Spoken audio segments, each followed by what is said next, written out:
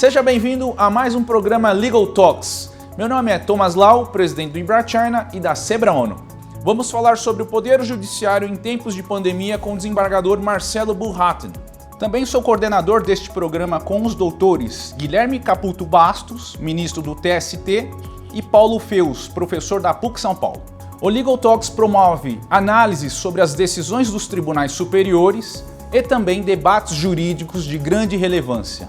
O programa é uma realização do Embrachina, da APEC e da Sebra ONU. Inscreva-se em nosso canal e ative as notificações para ficar atualizado com nossos programas. Acompanhe agora a entrevista completa. Olá a todos, dou as boas-vindas para mais um programa Legal Talks.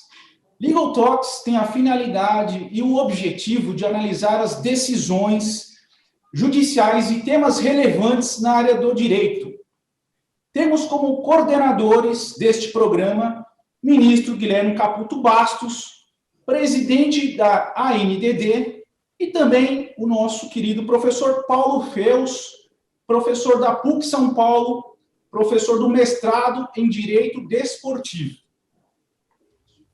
Hoje, dou as boas-vindas ao nosso convidado especial, desembargador Marcelo Burratten. E o tema dele hoje é o Poder Judiciário em tempos de pandemia. Desde já, passo a palavra ao nosso coordenador, ministro Guilherme Caputo. Obrigado, presidente Thomas. Olá a todos os que nos acompanham no nosso canal do YouTube, do Instituto Cultural Brasil-China. Hoje será, sem dúvida nenhuma, uma tarde muito agradável. Temos aqui como convidado de honra o desembargador Marcelo Burratten, que tem algo de companheiro no direito desportivo. Pelo menos um pouquinho nós conseguimos extrair do desembargador Marcelo a sua atenção para o direito desportivo.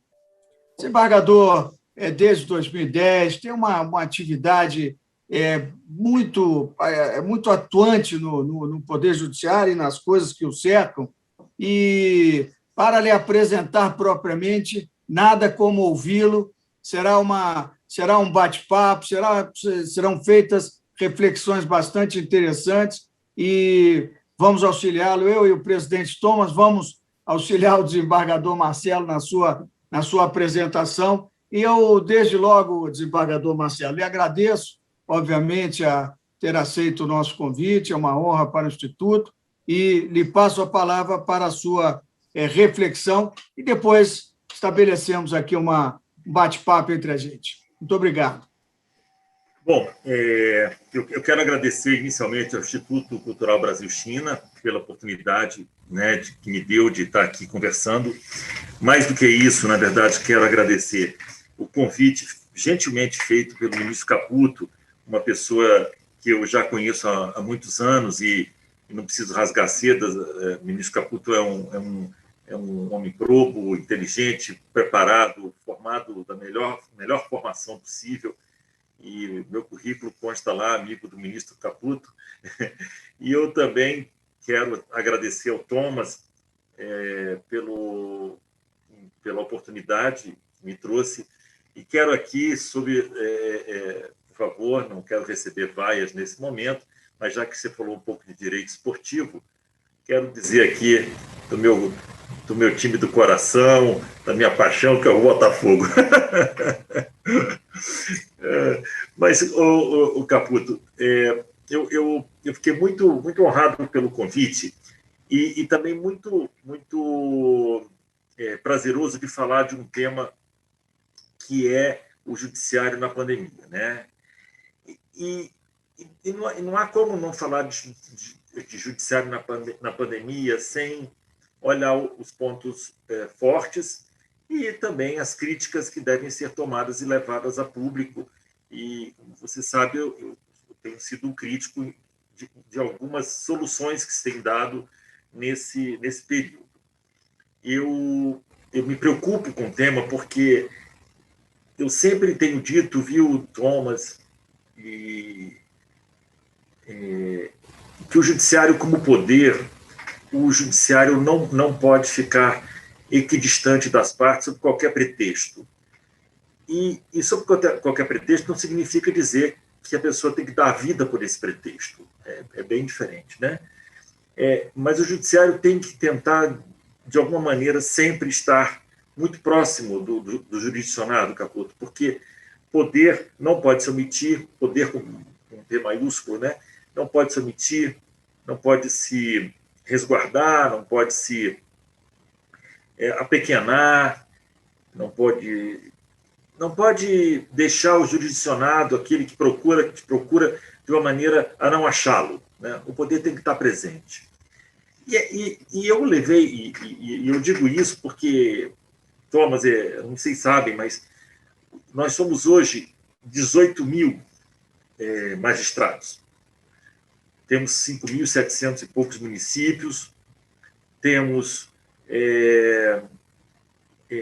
2.370 desembargadores dos três tribunais e um orçamento, um grande orçamento, né?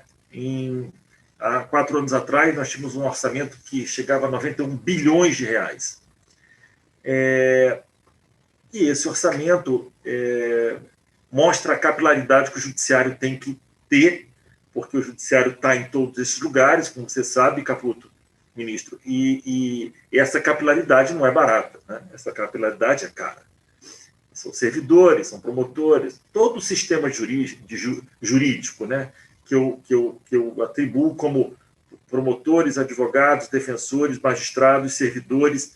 Esse sistema é um sistema grande, é um sistema caro, é um sistema robusto e, portanto, assim tem que ser.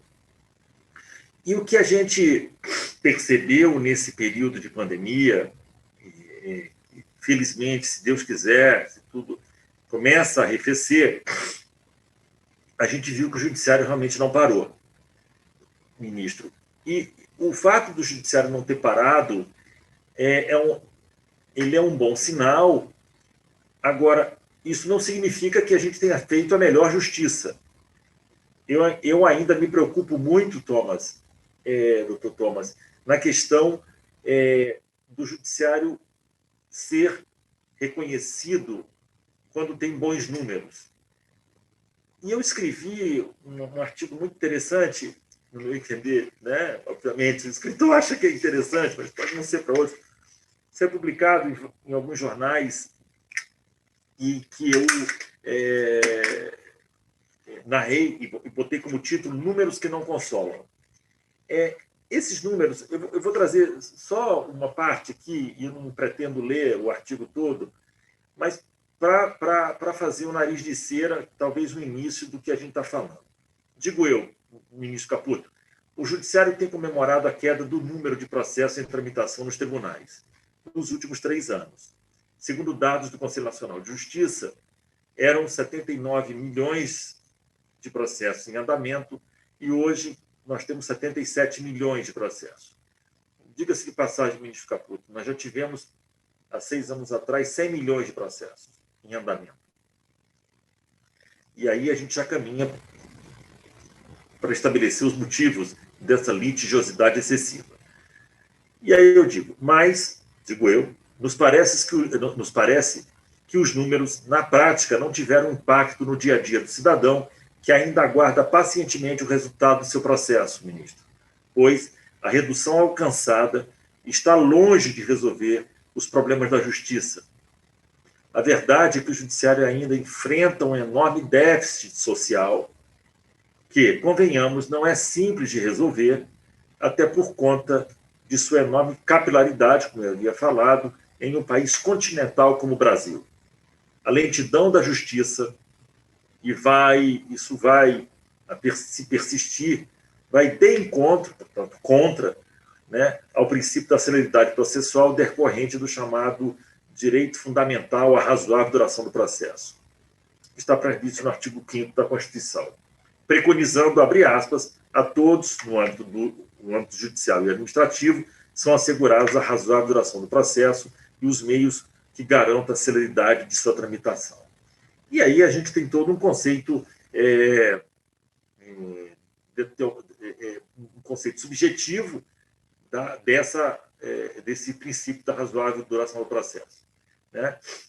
Se está a dizer, muitas vezes, que um processo que dure 2, 3, 4 meses não é razoável, porque demorou muito, porque foi muito rápido e não deu para o juiz amadurecer a ideia da sentença e da decisão final. Ao passo que, ministro, hoje um processo no Brasil dura, em média, 6 anos. Isso também não é razoável. E eu aprendi com o ministro Fux uma coisa. Você sabe como é que você consegue saber o que não é razoável? Quer dizer, o que é razoável quando você vê o que é irrazoável. É só você fazer a leitura ao contrário, né? Não é razoável. Não é razoável que um processo demore 5 anos em média no Brasil. Entretanto, como digo, não é razoável que o tempo médio de duração do processo seja de 5 anos e 2 meses, dados do CNJ, Thomas e o ministro Caputo e a nossa audiência. Isso demonstra a inaplicabilidade efetiva do princípio da eficiência e da celeridade processual por parte do aparelho dos órgãos do poder.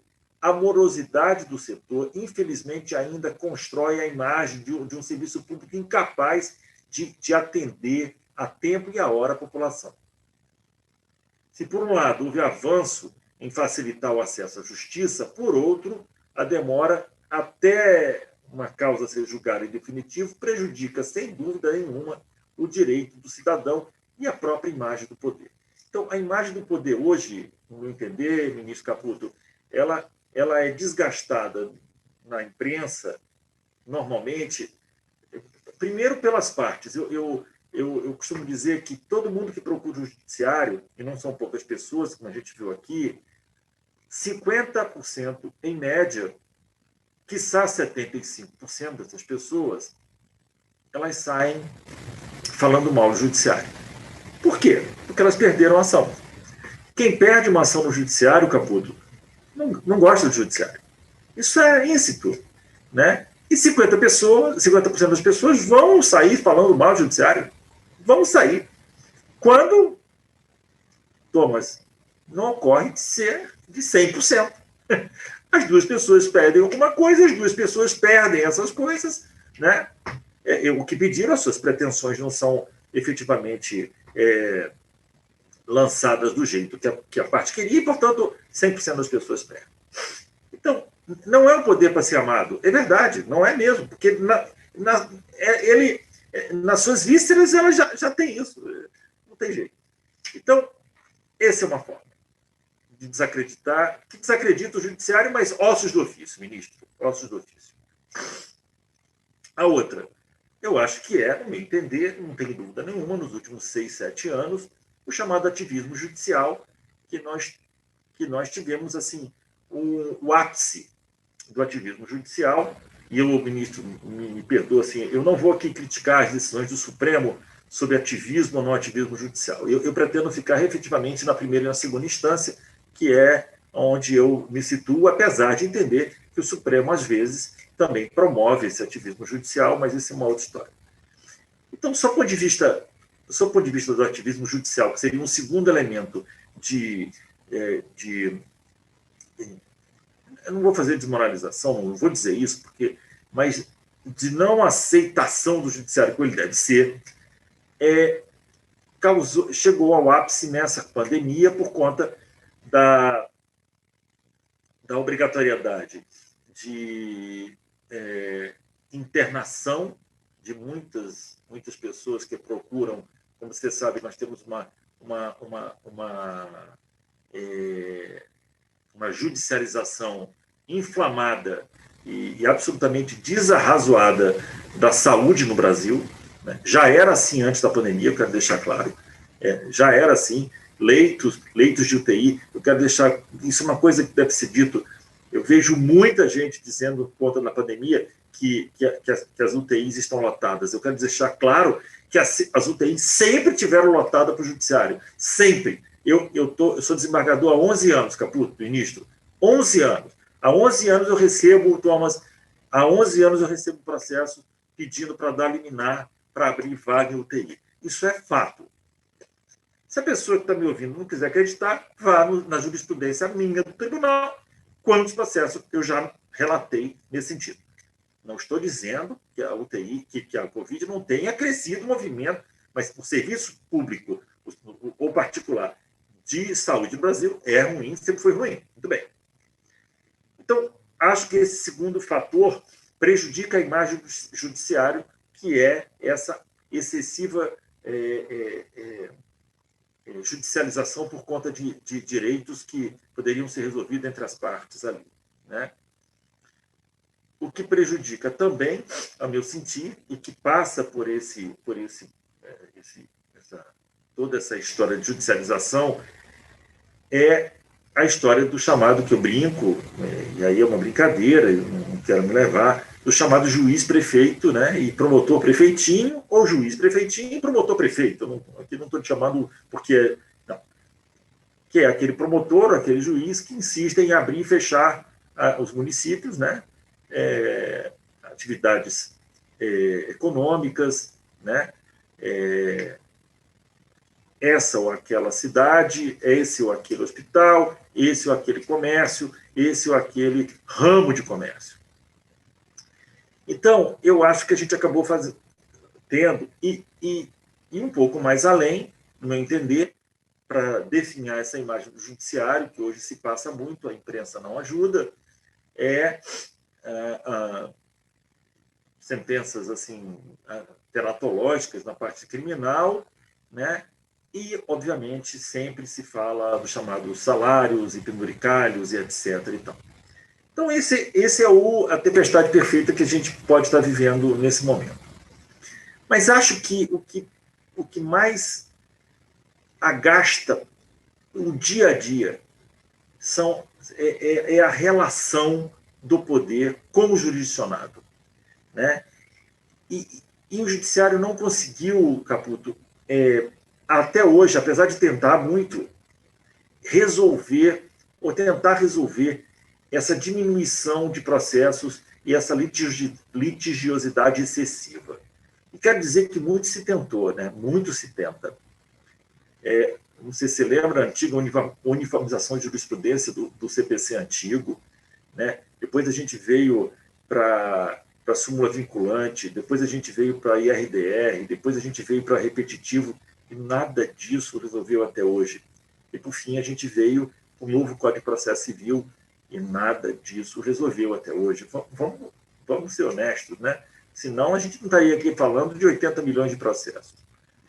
Ou a gente parte, Caputo, para uma outra visão essa que eu entendo que não deve ser judicial, visão essa que eu acho que deve ser extrajudicial, uma conciliação pré-processual, ou uma tentativa de dizer, olha, como condição de ação, você provar que procurou o seu algoz, né, o seu detrator, o que lhe causou o dano, ou não será aceita a sua petição inicial. Então, é óbvio, né, que a gente está sempre aí para discutir, mas eu estou trazendo alguma solução, quer dizer, alguma tentativa de solução. Acho que a gente tem que passar por isso. Não é possível mais o que está acontecendo hoje no país. Eu vou te trazer alguns dados. Eu digo nesse texto o seguinte: entretanto, a morosidade não é necessariamente sinônimo de baixa produtividade. Apesar do imaginário da população, o judiciário vem superando a cada ano seus próprios índices de eficiência. A Justiça em Números, anuário publicado pelo CNJ, traz que, em 2019, a produtividade média dos magistrados também foi a maior dos últimos 11 anos. O relatório aponta ter havido aumento no número de processos resolvidos e, consequentemente, elevação da produtividade média dos magistrados em 13%, atingindo o maior valor da série histórica observada com média de 2.200 processos julgados por magistrado. E assim digo, ainda assim, o Poder Judiciário tem uma taxa de congestionamento de quase 70%, Caputo. Quase 70% a taxa de congestionamento. 68,5%. O elevado índice mede o percentual de processos que ficam represados sem solução. É mais um retrato da nossa lentidão. A questão é que não haverá solução, por melhor que seja a produtividade do tribunal, enquanto houver a cultura do litígio. Não há como atender dentro de uma duração razoável de tempo quando um juiz responde por mais de 2.000 processos ao longo de um ano. E aí eu digo, ainda há tribunais que sofrem com a falta de recursos humanos, de estrutura física inadequada, mas também vivemos em um país, em média, a cada grupo de 100 mil habitantes, 12.000 ingressaram com uma ação judicial no último ano. E por que esse grau de litigiosidade, Thomas? Aonde que é o chamado gargalo negativo? Aonde é que a gente pode resolver? É óbvio que aqui não se está a culpar o autor da ação, né? A gente não vamos aqui culpar o autor da ação porque procurou o judiciário. Há elementos que mostram no Brasil que esses números são excessivos por conta de vários fatores, principalmente na questão da má prestação do serviço para o consumidor. Isso é um fato, né? Cada dia que passa, a gente vê que o consumidor no Brasil, apesar do Código de Defesa do Consumidor já há mais de 20 anos está na praça, ainda se vê que o consumidor brasileiro é muito maltratado. O consumidor brasileiro, perto dos grandes centros industriais mundiais, ainda é tratado de uma forma aviltante. Eu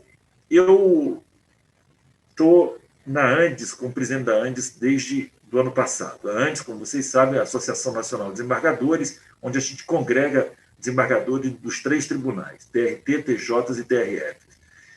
Ministro, desde lá, eu costumo dizer e venho reclamando, quando começo a fazer as minhas palestras, da insistência de uma determinada empresa de telefonia que me liga toda semana 3 ou 4 vezes para me vender um telefone, para me vender uma linha telefônica.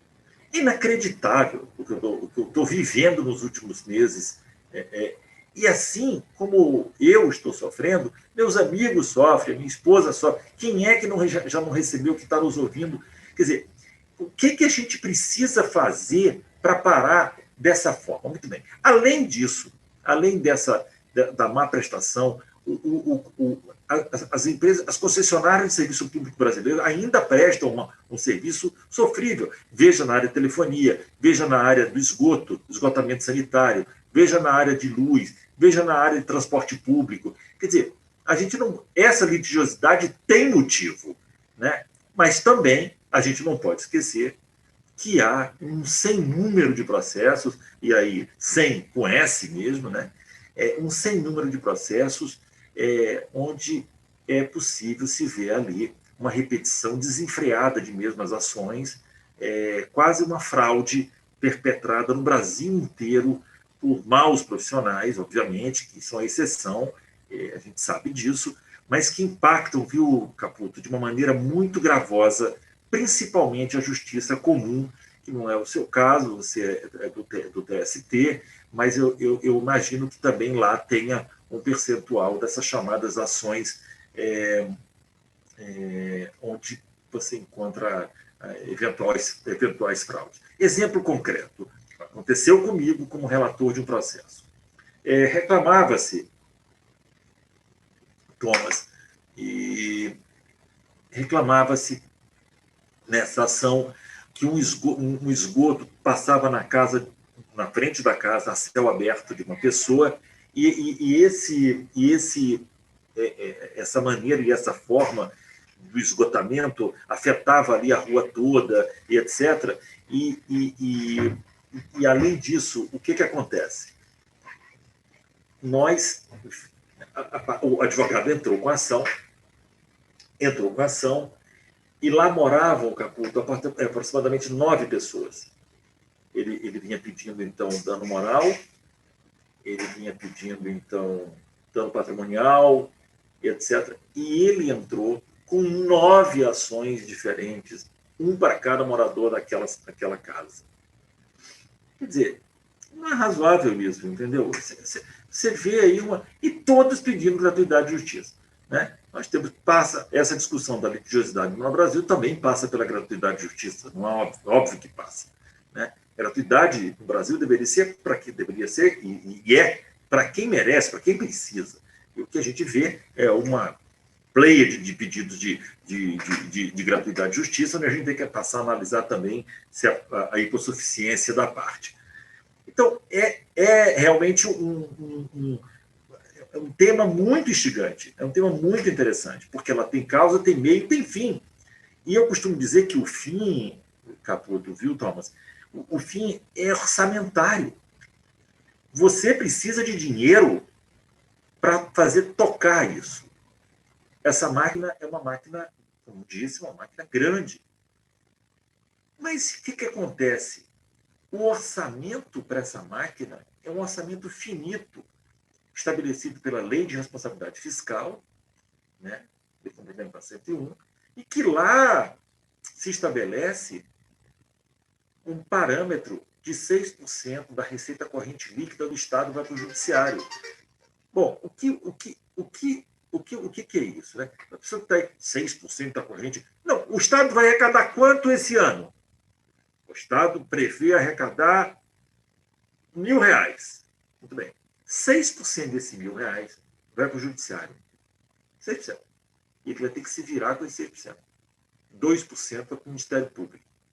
Então, esse orçamento é finito, Caputo. Só que o problema é que é o enxugar gelo. E eu costumo dizer que o problema não é o enxugar gelo, é faltar o pano. Alguém vai ter que ter pano para enxugar esse gelo. Então, a gente vive uma equação, ministro Thomas, muito complicada no Brasil. E eu chego a dizer que se em 5 anos a gente não resolver, apesar de todos os instrumentos processuais que a gente tem até hoje, a gente não conseguiu resolver a contento, a litigiosidade brasileira. E aí, eu continuo, digo, mais do que destacar números que se tornam sem sentido para quem vive a dura realidade de aguardar por anos o fim de uma disputa judicial, inicialmente, os entes federativos, União, Estados, municípios e suas concessionárias têm que descer do pódio de maiores litigantes, digo eu. E aí entro na parte de executivo fiscal. Amigos, vou dar um dado para vocês. Os executivos fiscais, pessoas que talvez não saibam o que são executivos fiscais, que são, na verdade, ações de cobrança do Estado contra o particular, pelo IPTU não pago, pelo ICMS não pago, pelo IPVA não pago, essas ações impactam o judiciário brasileiro em quase 60%. Em quase 60%. Desses 80 milhões de processos, ministro Caputo, você pode ter certeza que 50% é de executivo fiscal. E vou trazer um dado pior. Pelo Justiça em Números, um processo no Brasil, o custo de um processo no Brasil, dependendo do tribunal e da matéria, ele varia entre R$3.500 e R$4.700. Esse é o custo de um processo no Brasil. Né? Pela tramitação, pela tecnologia de informação que é empregada, pelo juiz, pelo promotor. Isso é um cálculo muito interessante, né? Oficial.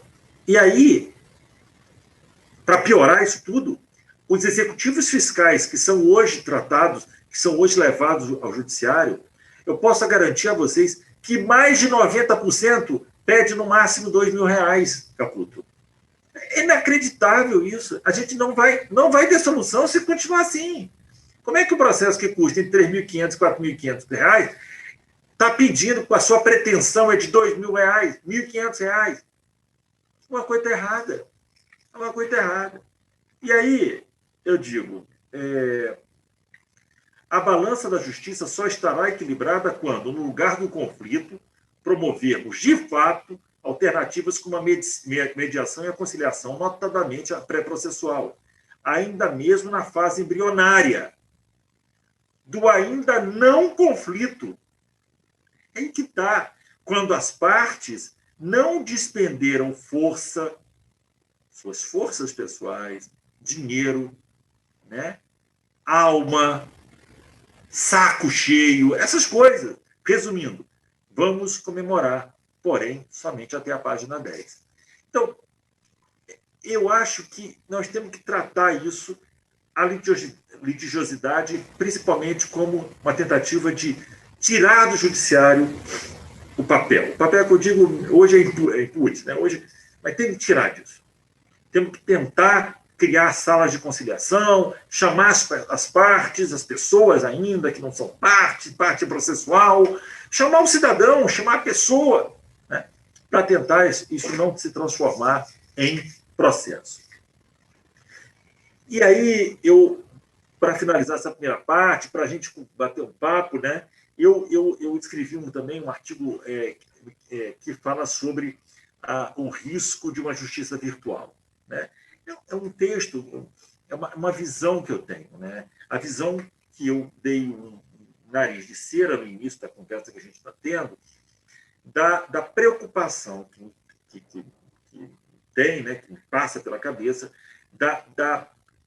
desse distanciamento do judiciário, né? Frente ao jurisdicionado, aquele que, principalmente, Caputo, na área trabalhista, na área da infância e juventude, na área do menor infrator, do adolescente infrator, na área de família, divórcio, separação, alimentos, né? E na área criminal. Eu acho que essas matérias que exigem a coleta da prova, que exige uma audiência de instrução, e eu acho que o contato da parte com o juiz ainda é fundamental. Fundamental. Eu não vejo um poder se expressar, estar presente, desculpem, pela uma tela de computador. O poder não se opera dessa maneira. E mais, a gente vê muita gente falando que muitas coisas vieram para ficar. Eu concordo também. Algumas coisas vieram para ficar. Mas eu posso dizer a você que não pode ficar esse distanciamento. Esse distanciamento é muito ruim. Não é possível no município, e a gente pensa sempre no grande, e o Brasil não tem que ser pensado no grande, né? No grande advogado, no grande escritório, no grande tribunal, como se o Brasil fosse isso, no grande advogado. Ao contrário, o Brasil é feito de pequenos advogados, pessoas que saíram da faculdade recentemente, que não têm, então, mais dinheiro para pagar uma boa internet, um bom celular. Essas pessoas que precisam do judiciário. E é bom que se tenha o judiciário 4.0, que se dê oportunidade, mas a gente não tem... O Caputo, 96% da população brasileira recebe menos do que um salário mínimo. Então, é muito estranho a gente ficar falando, sabe, na telinha, uma boa... Não é para essas pessoas, né? Então, assim, acho que a evolução veio, acho que a gente passou a ter uma internet mais globalizada, mas eu moro, graças a Deus, moro num lugar bom, com uma internet de 250 e já tem...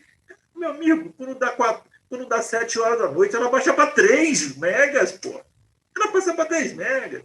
E aí você vai fazer uma sessão, você está aí, está me ouvindo? Eu não acho que seja. E vou dar um dado para terminar aqui, essa primeira fase. O que me preocupa muito. O judiciário não parou, é verdade. Produção sensacional. Ótima produção. O judiciário é só produção? O judiciário é só números? Como é que está a qualidade dessas decisões? Vou te dar 2 dados.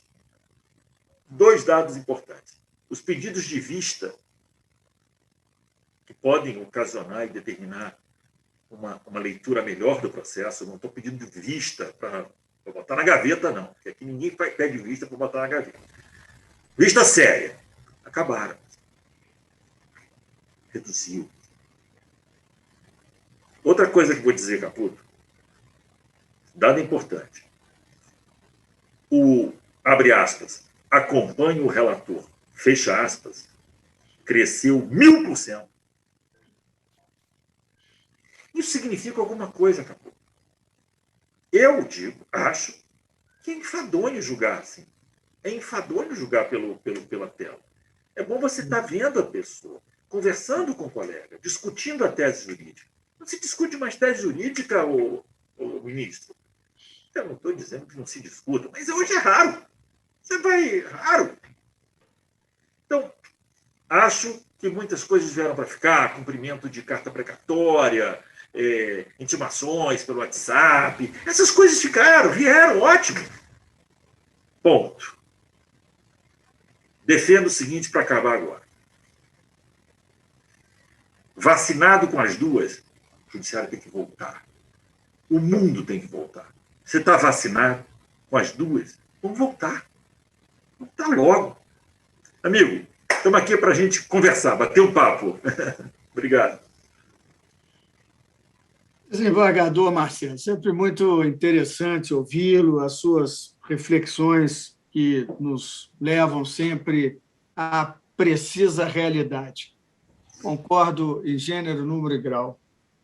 Eu lhe perguntaria, como presidente da Associação Nacional de Desembargadores, se esses problemas você detecta em todo o país ou alguma coisa, alguma particularidade no Rio de Janeiro ou São Paulo, como grandes centros, ou, enfim, se você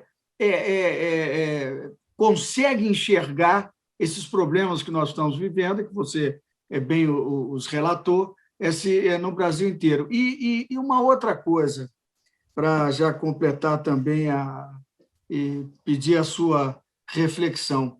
Conversando com o ministro Buzzi, ele se coloca de uma maneira bastante preocupante da dificuldade que ele tem, que enxerga no juízo de primeiro grau com relação à mediação. Ele tem essa preocupação de que não veem com bons olhos o artigo 334 do CPC, quando diz que pode marcar ou audiência de conciliação ou a mediação, sempre se opta pela conciliação para meio que empurrar para frente, sem aquela preocupação de efetivamente utilizar-se da mediação. Eu gostaria de ouvi-lo sobre isso. E só dar um dado, na Justiça do Trabalho, pouquíssima experiência, não temos a cultura ainda da mediação. Mas tivemos uma que é um marco na Justiça do Trabalho, uma mediação pré-processual de retorno do futebol paulista, que foi feito por uma desembargadora do Tribunal Regional do Trabalho da 15ª Região. Me chamaram para que eu pudesse acompanhar o processo, e não foram só as partes diretamente interessadas que participaram. Nós chamamos o Ministério Público do Trabalho com seu corpo médico, Ministério Público do Estado de São Paulo com seu corpo médico, a Secretaria de Esporte e de Educação do Estado de São Paulo para acompanharem, porque foi uma exigência que eu fiz para poder participar desta audiência. Foi um pedido que eu fiz à minha amiga, querida amiga, que me convidou para acompanhar esse. Então, nós temos que criar também a cultura. Criar a cultura. Então, eu gostaria de ouvir sobre esses dois aspectos, Marcelo, rapidamente, se o problema é nacional, e você tem essa experiência como presidente da Associação Nacional de Desembargadores, e se você percebe alguma dificuldade com relação ao primeiro grau na aplicação da mediação. Obrigado. Muito bom, muito bom. É muito bom. Bom, eu acho que o problema é nacional. O que eu vejo, assim, eu vejo colegas, eu tenho vários, né, no Brasil inteiro, né? Como a associação como você falou, é nacional, a gente percebe que o retorno está sendo difícil em quase no Brasil inteiro, e as exceções de retorno maior, ela acaba sendo cirúrgica e individual. E isso, eu costumo chamar que o melhor novo normal para o judiciário é o antigo normal, ressalva de alguns atos em que a informática permite, que a tecnologia de informação permite maior agilidade no processo. Então, assim, eu vejo que porque, Caputo, veja bem, se você disser para mim assim, Marcelo, olha só, no tribunal, onde as pessoas são mais velhas e, portanto, vão se vacinar, já se vacinaram, mas tem alguma comorbidade,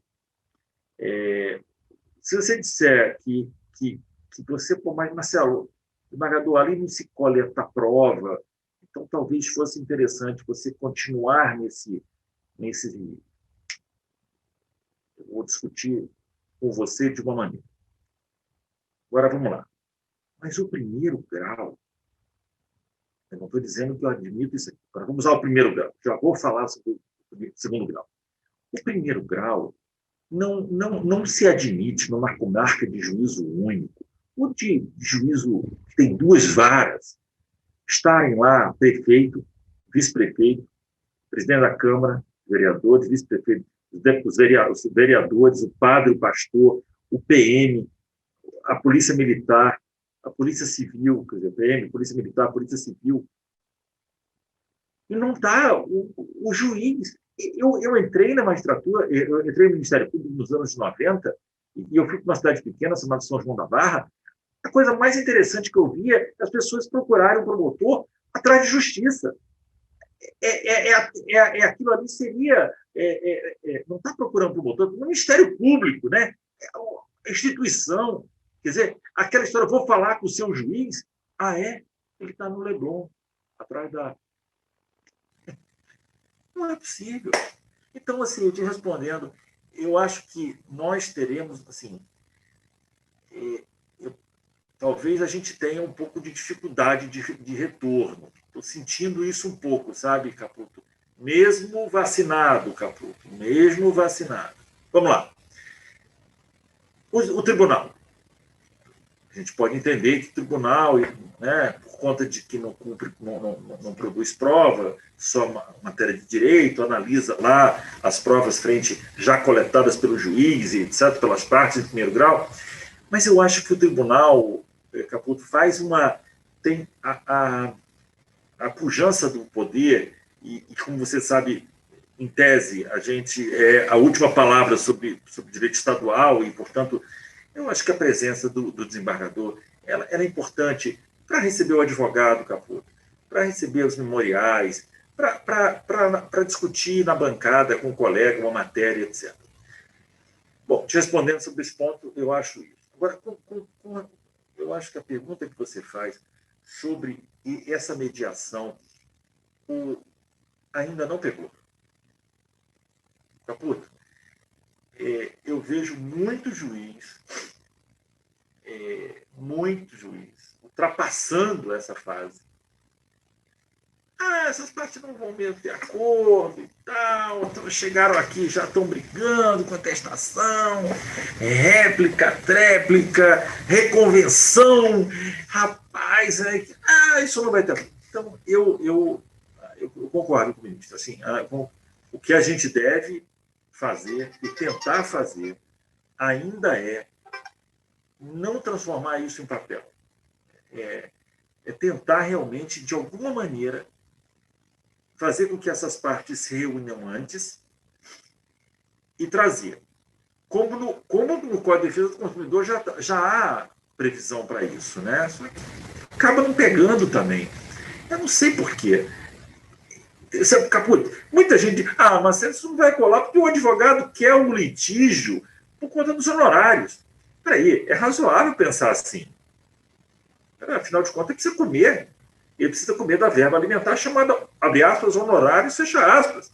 Só que ele, em vez de ter uma causa durante 10 anos, 5 anos, 3 anos, ele pode ter várias causas durante um ano, né? Fazendo os acordos e tal. Então, Te respondendo, eu acho que nós precisamos avançar nessa mediação. Nós temos problema na mediação, viu, Caputo?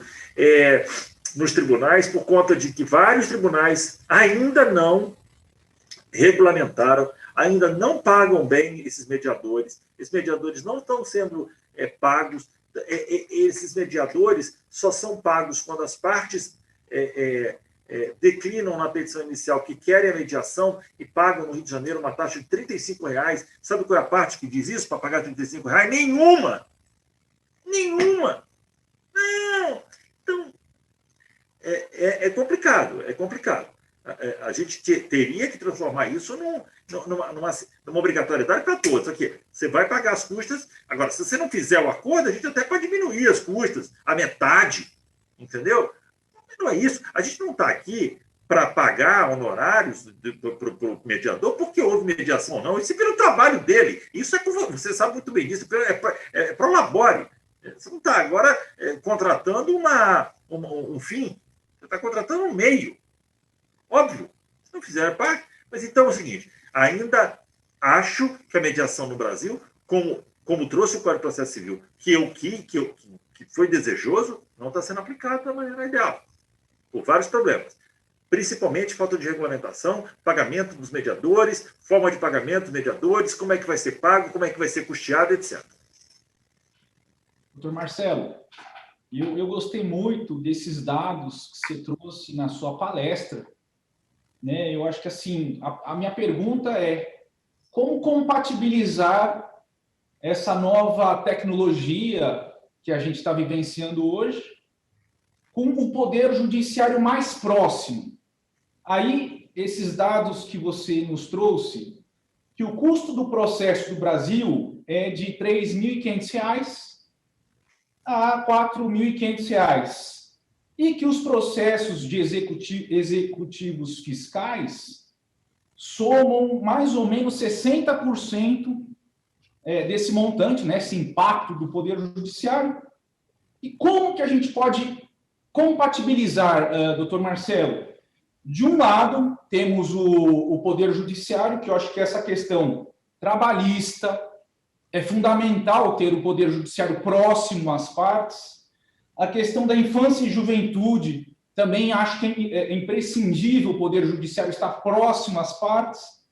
A área criminal e a área da família. Agora, questões de consumidor, por exemplo, questões de execuções fiscais que demandam também muito do Poder Judiciário, Vossa Excelência acha que é possível, então, a tecnologia agir em favor dessas ações que não necessariamente precisa do Poder Judiciário muito mais próximo das partes? Será que é possível a gente conciliar e trazer mais agilidade nos processos do sistema judicial brasileiro, doutor Marcelo?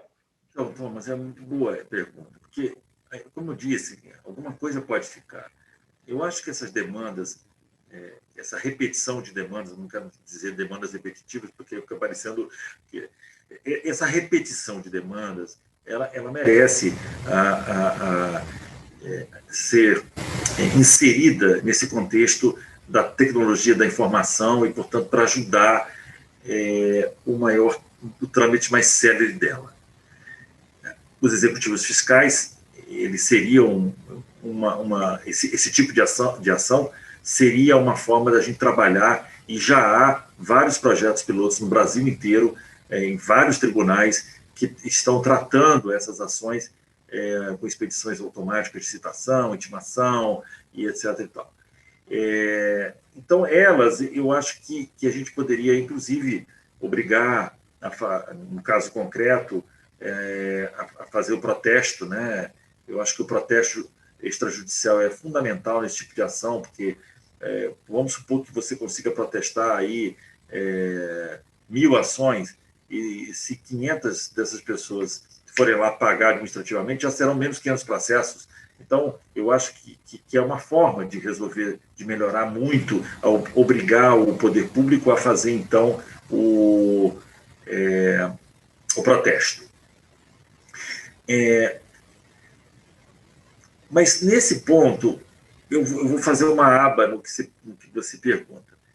A gente tem visto que cresce no Brasil, no mundo, a, a possibilidade de um computador julgar processos, né? Isso sempre me preocupou. Isso, na verdade, além de me preocupar, eu não sou um defensor dessa tese. E eu não sou um defensor dessa tese, não é porque eu quero defender o meu trabalho, mas o que eu quero defender é o direito da parte. Porque, olha, esse tipo de julgamento, quer dizer, a programação, eu fiz uma webinar nesse sentido, e que foi muito interessante. Eu perguntava nesse webinar tinha uma chamada, dizia assim: quem é que vai programar o computador juiz? E por que essa preocupação, né? Por que essa preocupação? Porque o algoritmo da construção de um computador desse pode eventualmente passar por campos muito, muito sombrios, do tipo, essas ações de alimentos serão julgadas por homens que pagam, os juízes homens, que pagam pensão alimentícia. Esta ação de Maria da Penha será julgada no algoritmo, né? O algoritmo que julgar esta ação terá ali uma pitada nesse algoritmo de homens que já produziram violência contra suas mulheres. Então, eu posso dar inúmeros casos. Essa ação de divórcio será julgada por um algoritmo de pessoas que já tenham se divorciado. Isso é complicado. Isso é bem complicado, né? A inteligência artificial para julgar processos em que, eventualmente, uma ação trabalhista será julgada por um algoritmo de um juiz que já tenha sido, Caputo, acionado na justiça por uma ex-empregada. Então, assim, é muito preocupante o que eu estou falando, porque a gente pode ir para um caminho maior. Julgamento de processos em que há negros, julgamento de processos em que há gays, em que há... Então, isso é muito preocupante. Não pode ser assim, né? Por equidade, né, doutor Marcelo? Por equidade. Onde há a comunidade LGBT. Então, a gente tem que ter muita preocupação nisso. Então, eu me preocupo muito, né? E aí eu estou dizendo que não é por causa do meu emprego. É porque o jurisdicionário precisa saber quem está julgando ele, né? Se essa inteligência artificial ficar para essas ações de contadoria, né, onde você tem ali discussão de patrimonial, essencialmente patrimonial e tal, a gente até admite. Mas, senão, eu acho muito, muito, muito perigoso, preocupante, e eu não admitiria isso. Acho que o jurisdicionado não merece isso. Quem gera somos nós, mas quem paga é o jurisdicionado, né? É o jurisdicionado. Cada ação que vem para o tribunal, no judiciário, e que se dá uma gratuidade de justiça, alguém está pagando. Não tem almoço de graça. Vou dar um complemento, presidente Thomas. Quando eu estava estudando, Marcelo, desembargador Marcelo, a questão de colocar nos estádios o reconhecimento facial, certo? Reconhecimento facial. O que se descobriu com a evolução dessa ferramenta na utilização no dia a dia? Os modelos que nós tínhamos não identificavam com segurança, mulheres e, sobretudo, mulheres negras. Então, eu penso exatamente dentro desse contexto que você nos trouxe. Quem constrói esta máquina, elabora o algoritmo, enfim, são seres humanos e com defeitos. E se esses defeitos acabam passando, de alguma forma, para para esse contexto da inteligência artificial, acabou-se. A boa ideia já não existe mais. Exato. Então, eu também comungo da mesma preocupação. Não é reserva de mercado, nem achar... Eu acho que tem muitas atividades que tocam o barco. Toca o barco, várias delas. Mas, ainda, na essência, o homem não podemos prescindir da... Não é dispensável nessa atividade. Essa atividade costuma ser... A gente...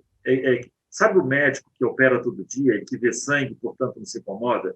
Nós, magistrados, podemos ser entendidos como aquele cara que vê processo todo dia e que não se incomode. Mas o grande... Como médico, atrás daquele processo, também pode ter uma vida, né? Também não. Normalmente tem uma vida. Tem, claro. Um histórico de vida, né, ministro Caputo? Um histórico enorme, uma carga enorme de alma, de sentimento, às vezes existem causas que é a própria vida da pessoa. É a própria vida da pessoa. Né? E essas causas é que a gente não pode tratar dessa maneira, com inteligência artificial, e também não pode tratar para que demore 10 anos. Não é possível mais isso. A gente chegou ao limite. E a população está exigindo mais e mais da gente. Né? Eu acho que aí é que está, que aí que eu acho que o novo normal não pode suplantar o antigo normal. É nesse caso. É porque nós somos pagos, né, Caputo? Nós somos pagos pelo imposto, por essas pessoas. Perguntaram para essas pessoas se elas querem judiciário assim? Essa é uma pergunta boa, viu, professor Thomas, presidente Thomas? Perguntaram para o advogado, que tem, na grande maioria, uma pastinha, né, Thomas? A gente sabe como é que funciona isso. Então, eu vejo hoje vários advogados querendo falar comigo pelo telefone e tudo. Eu atendo, mas eu digo assim, estou atendendo o tribunal. Desembargador, o senhor está indo? Estou indo desde outubro. Agora, não quero que ninguém venha. Então, o que eu faço? Né? Boto minha máscara, graças a Deus me vacinei, a primeira vacina. Então, eu sei da gravidade, a gente não está tratando da Covid, eu sei da gravidade, horrível. E tem um elemento, Caputo, que eu vou trazer para você. Você sabe que o judiciário, ele é fomentador de uma grande economia localizada. No Tribunal do Rio, ouviu, presidente Thomas, vou te dar um dado interessantíssimo. O Tribunal do Rio passava, antes da pandemia, de 30 a 50 mil pessoas por dia em suas dependências. Parte, testemunha, juiz, promotor, defensor, delegado. 30 a 50 mil pessoas por dia. Dados do GSI, do nosso GSI. Muito bem. Esse povo, o Caputo sabe disso. Esse Rio de Janeiro. As pessoas do lado, os restaurantes, a banca de revista, o engraxate, o sapateiro, viviam todos aqui por conta dessa atividade econômica, essa atividade econômica vivia por conta da nossa atividade, Thomas. O centro do Rio de Janeiro acabou, Caputo. O centro do Rio de Janeiro está abandonado. Abandonado. Quer dizer, é pensar macro. Nós não podemos pensar olhando, desculpa, um termo chulo que eu vou usar, para o umbigo. Nós temos que pensar de forma macro. Temos que pensar no sapateiro, no cara que engraxa o sapato, no cara que tem um restaurante, que tem um café, que tem uma biblioteca, na testemunha que está vindo, na senhora que está chorando, no filho que está vindo. Temos que pensar nisso. essa estrutura nossa, ela é social acima de tudo. Ela é social. O primeiro juiz da causa que é são os advogados. Na área trabalhista do Caputo, então, isso maximiza. Então, ainda tem esse outro lado, o lado econômico e social de um poder se fechar. Poder se fechar é você fechar uma grande... Olha, aqui no Rio está muito preocupante. O número de... Vossa Excelência está falando no Rio, se reflete aqui em São Paulo.